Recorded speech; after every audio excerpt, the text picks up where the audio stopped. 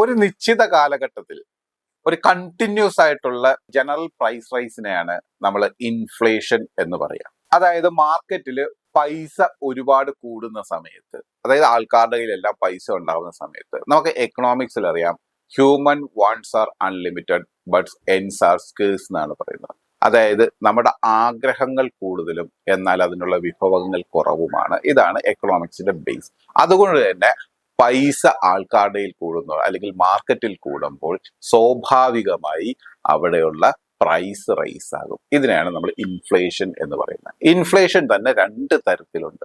ഒരു സാധനത്തിന് ഡിമാൻഡ് കൂടുമ്പോൾ അതിന്റെ വിലയിലുള്ള മാറ്റം, അതിനെ നമ്മൾ പറയുന്നത് ഡിമാൻഡ് പുൾ ഇൻഫ്ലേഷൻ എന്നാണ്. അതേസമയം ചിലപ്പോ എന്ത് ചെയ്യും, ചില സാധനങ്ങളുടെ ഉൽപാദനത്തിലുണ്ടാകുന്ന കോസ്റ്റിലുണ്ടാകുന്ന വേരിയേഷൻ കാരണം പ്രൈസ് റൈസ് ഉണ്ടാവും. അപ്പൊ ഇങ്ങനെ ഉണ്ടാകുന്ന ഇൻഫ്ലേഷനെ ആണ്, അല്ലെങ്കിൽ ആ പണപ്പെരുപ്പത്തിനെ അല്ലെങ്കിൽ ആ വില കൂടുന്നതിനെയാണ് നമ്മൾ പറയാ കോസ്റ്റ് പുഷ് ഇൻഫ്ലേഷൻ.